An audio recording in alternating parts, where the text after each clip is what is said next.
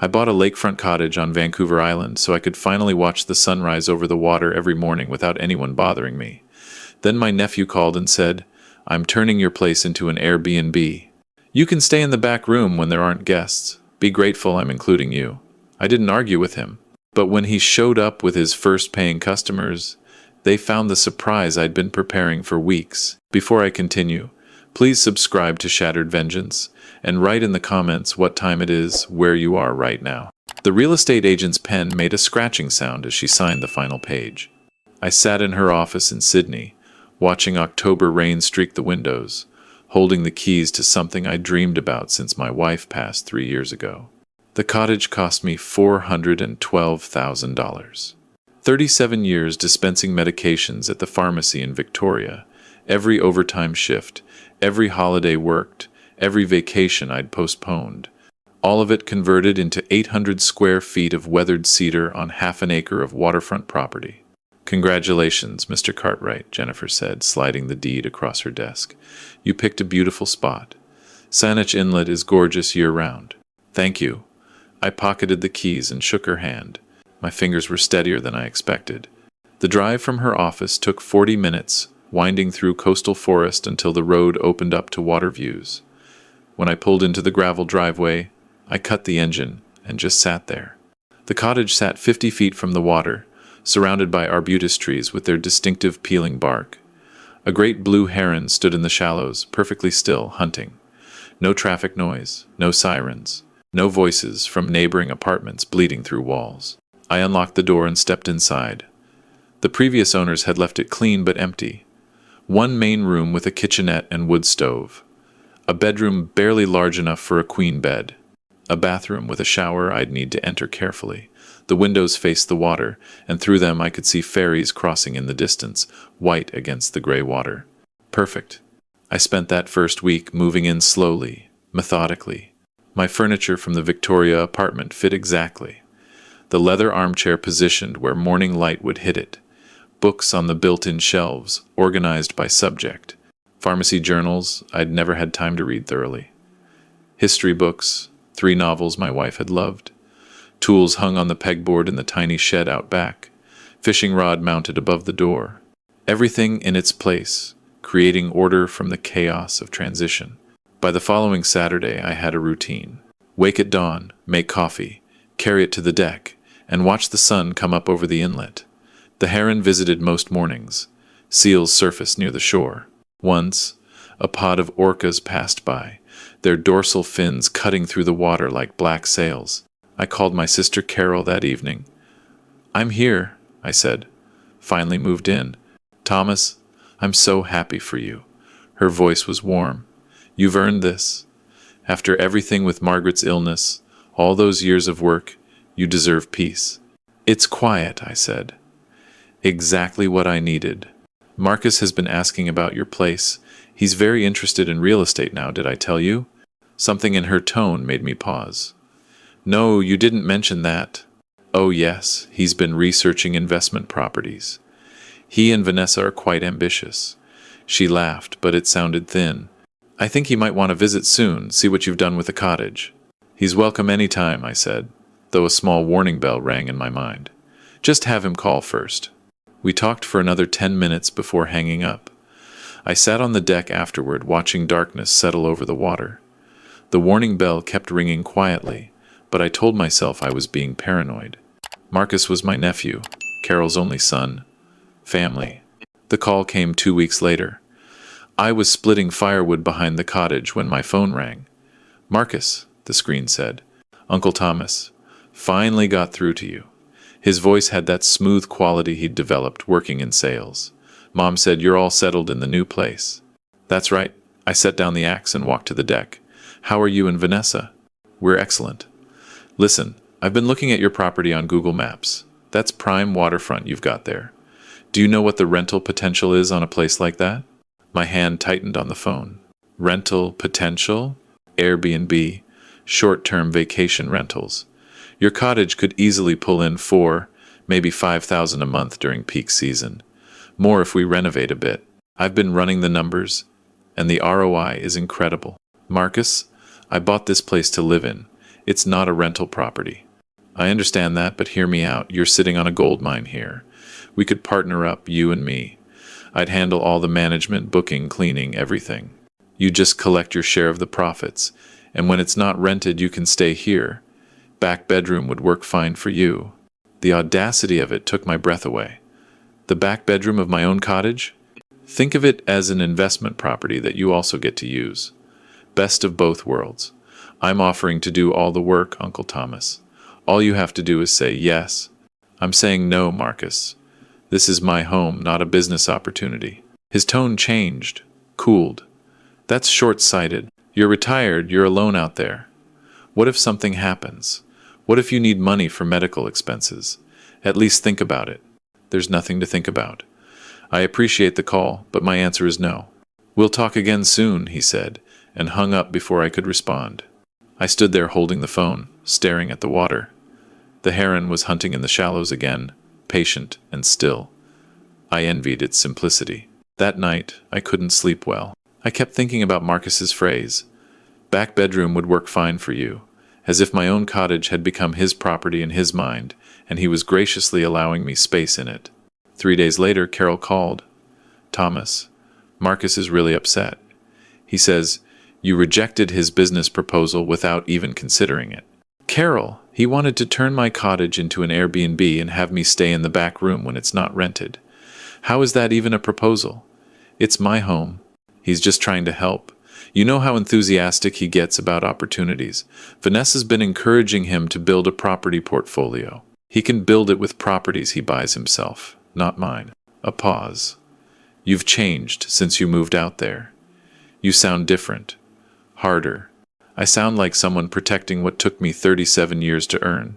After we hung up, I sat at my kitchen table and pulled out a notepad. Old habit from my pharmacy days. Document everything. I wrote down the date of Marcus's call, his exact words as I remembered them, Carol's follow-up call. Not because I expected to need it, just because precision prevented misunderstandings. The next 2 weeks passed quietly. I fell back into my routine.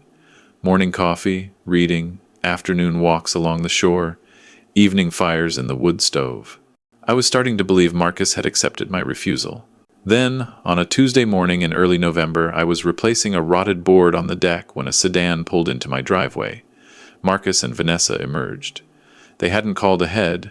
"Uncle Thomas!" Marcus waved like we were old friends meeting by chance. We were in the area, thought we'd stop by. Vanessa, tall and polished in clothes too expensive for a casual visit, surveyed the property with appraising eyes. "It's smaller than I expected from the listing photos," she said. "What listing photos?"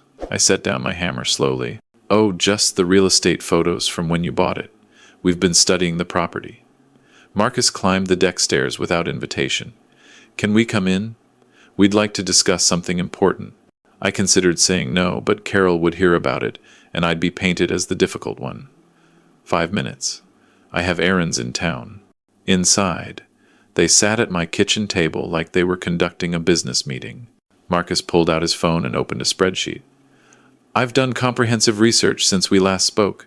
Your cottage, properly marketed, could generate $60,000 annually in gross rental income. After expenses, that's probably $35,000 to $40,000 in profit. Split 50-50 between us, you'd be making $17,000 to $20,000 passive income." "I don't want passive income. I want to live in my home." Vanessa leaned forward, her voice gentle, calculated. "Thomas, may I be frank? You're 64 years old, living alone in a fairly isolated location.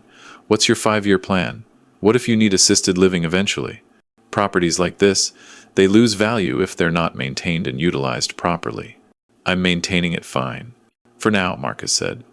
"But realistically, how much longer can you manage this place by yourself? We're offering you a solution that benefits everyone. You get steady income, we handle all the work, the property gets professionally managed." My answer hasn't changed. This is not for rent. Marcus's expression hardened. "You're being selfish, Uncle Thomas. Mom said you'd be difficult about this." "Carol said that?" "She's worried about you. We all are. You've isolated yourself out here, you're not thinking clearly about your future, and you're refusing help from family who care about you." Vanessa stood. We should go, Marcus. He's not ready to see reason yet. At the door, Marcus turned back. Think carefully about this, Uncle Thomas. You might not get another offer this good, and if you change your mind later, the terms might be less favorable. They left. I watched their car disappear down the driveway, then immediately called Carol. Did you tell Marcus I'd be difficult about his rental scheme? Thomas, I just said you were very attached to the cottage. He's worried about you being alone out there. We both are. I'm not alone, I'm solitary. There's a difference. Is there? Margaret's been gone 3 years. You've cut yourself off from everyone, moved to the middle of nowhere, and now you're fighting with family who's trying to help. The words stung because they contained a grain of truth. I had withdrawn after Margaret died. The pharmacy had felt meaningless without her to come home to. But withdrawal wasn't the same as instability. Carol, I'm fine. I'm happy here. Please tell Marcus to stop pushing this. I'll talk to him, but you should consider compromising. Maybe let him rent it out just during the summer months.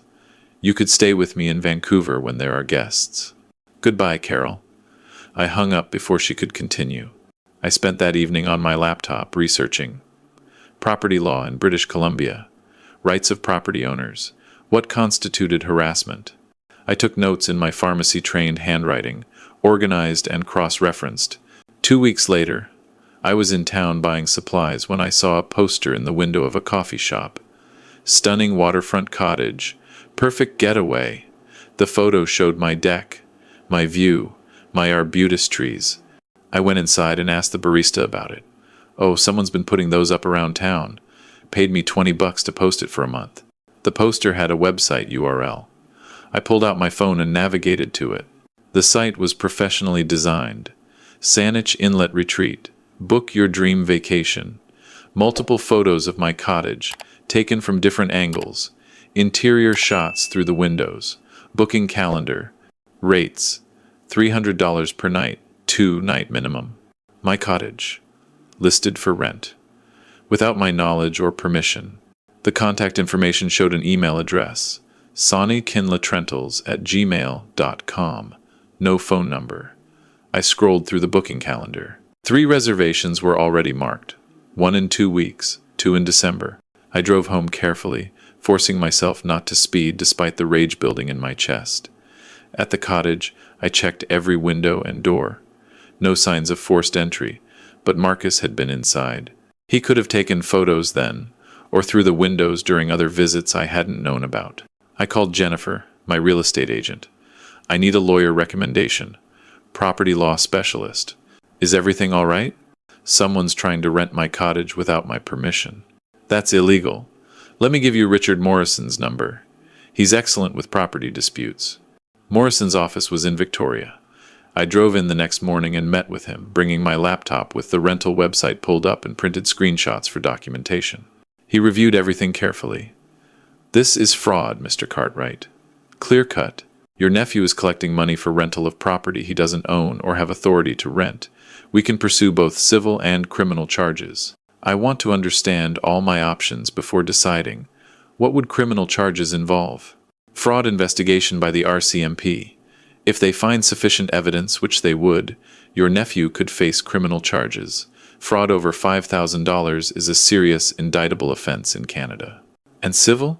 We sue for damages, get an injunction ordering him to cease operations immediately, potentially pursue recovery of any money he's collected from fraudulent bookings. Less dramatic than criminal charges, but still effective. How quickly can we act? I can have a cease and desist letter drafted by tomorrow. The injunction filing would take a few days. Do it. All of it. And I want security cameras installed at my property. I spent $800 on a security system that afternoon. 2 cameras covering the driveway and deck, 1 covering the back of the cottage. Motion activated, cellular connection, recording to cloud storage. The installer had them operational by evening. Morrison's cease and desist letter went out the next day via registered mail to Marcus's address in Vancouver. It was comprehensive, threatening both civil and criminal action if the rental website wasn't taken down within 24 hours and all bookings refunded. Marcus called at 7 that evening. You had your lawyer send me legal threats? Over a misunderstanding? Misunderstanding? You listed my property for rent without permission. You're collecting money for something you have no right to offer. I was moving forward with the business plan we discussed. I thought you'd come around once you saw I was serious about this. We didn't discuss anything. I refused your proposal multiple times. This is ridiculous, Uncle Thomas. I'm family. We should be working together, not fighting through lawyers. Take down the website. Refund anyone who paid you. If you don't, I'm filing criminal fraud charges with the RCMP. You wouldn't do that to your own nephew. Try me. He hung up. I checked the rental website. Still active. I called Morrison. He's refusing to comply. Move forward with everything. Understood. I'll file for the injunction tomorrow and contact the RCMP fraud division. That night, my security cameras caught Marcus arriving at 9:30. He walked around the cottage, trying doors and windows, all locked. He stood on the deck for several minutes, hands in his pockets, staring at the dark windows. Then he left. I reviewed the footage the next morning over coffee, watching my nephew's face on the small screen. He looked angry, entitled, disbelieving that I was actually fighting back. The RCMP constable came to my cottage 3 days later. Constable Jennifer Shue, professional and thorough. I walked her through everything. The initial proposal, my refusals, the website, the bookings, the cease and desist letter that was ignored. Do you know if he's actually collected any money from these bookings? I can't prove it, but there are confirmed reservations on his website. The first one's supposed to arrive tomorrow. Has he attempted to enter the property without permission? I showed her the security footage of Marcus's late-night visit. Mr. Cartwright, I'll be frank with you. This is fraud. Your nephew is operating a rental business, using property he doesn't own. That's a criminal offense. But I need to ask, is this something you want to pursue criminally? These cases can be complicated when family's involved. I want him stopped. Whatever it takes. She made notes in her notebook. I'll open an investigation. If he shows up with paying guests tomorrow, call me immediately. Don't confront him yourself. The next evening at 6, headlights came up my driveway. I recognized Marcus's car, followed by a second vehicle, a couple probably in their 30s. I called Constable Hu. They're here. Don't answer the door. I'm 20 minutes away. I watched through the window as Marcus and the couple approached my deck. Marcus tried the door, found it locked, knocked. Uncle Thomas? It's Marcus. I have guests checking in. I stayed silent, phone in hand, recording. The knocking grew louder. Uncle Thomas, open up. These people paid good money for this reservation. The couple looked confused, uncomfortable. The woman said something to Marcus I couldn't hear. He responded, gesturing at the cottage, clearly making excuses. 15 minutes later, Constable Shue's cruiser pulled in. I opened the door as she approached. Mr. Cartwright, stay inside, please. I watched from the window as she spoke with Marcus and the couple. The couple looked shocked, then angry. They got in their car and left quickly. Marcus stood arguing with Constable Shue for several minutes. She handed him documents. He read them, his face reddening even in the dim driveway lights. After his car left, Constable Shue came to my door. I've informed him that he's under criminal investigation for fraud. He's been ordered to cease all rental operations, refund all payments, and have no contact with you except through lawyers. He violated the civil cease and desist, which strengthens your case. And those guests? They paid him $2,400 for a week-long stay. They're furious. Will there be charges? That's up to Crown Counsel, but I've documented everything tonight.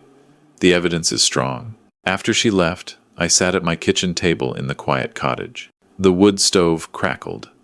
Outside, the inlet was dark, peaceful. I'd protected my home, but the cost was becoming clear. My nephew was facing criminal investigation. Carol would never forgive me. The family I had left was fracturing. I poured myself 2 fingers of scotch, something I rarely did, and went to the deck. The November air was cold, but I needed it. I thought about Margaret, about what she'd say if she were here. She'd been practical, fair. She'd probably tell me I was right to protect my property, but she'd grieve the family damage too. My phone rang. Carol. I almost didn't answer, but avoiding her wouldn't help. You called the police on Marcus? You're having your own nephew investigated for fraud? Carol, he was running a rental scam using my property. He took money from people for bookings I never authorized. What did you expect me to do? Work it out as family, not destroy his life with criminal charges. He destroyed the situation himself. I refused his proposal multiple times. He ignored me, ignored my lawyer, and showed up with paying customers anyway. He's my son, Thomas, my only child. You're willing to send him to jail over this? I'm willing to protect what I worked 37 years to earn. If he goes to jail, it's because of choices he made. You've become someone I don't recognize. Margaret would be ashamed of you. That one landed hard, exactly as she'd intended. Don't use my dead wife against me. I'm done. Don't call me. Don't contact Marcus. We're not your family anymore. She hung up. I sat on the cold deck for a long time after that. The scotch tasted like nothing. The heron wouldn't be hunting until morning. I was completely alone now, in the solitude I'd sought, and it felt heavier than I'd expected. The next weeks moved slowly. Morrison kept me updated on the legal proceedings. The injunction was granted. Marcus was ordered to pay damages of $11,000 for the fraudulent bookings he'd collected. Crown Counsel was reviewing the criminal fraud file. I established new routines. Morning coffee, reading, afternoon maintenance work on the cottage. I fixed the deck railing, replaced weather stripping, split and stacked firewood for winter. Physical work that tired my body and quieted my mind. I didn't hear from Carol. I didn't expect to. In mid-December, Morrison called. The Crown has decided to proceed with fraud charges. Your nephew will be formally charged next week. Given the amounts involved and the clear evidence, he'll likely be offered a plea deal. Probably conditional discharge with restitution and probation if he has no prior record.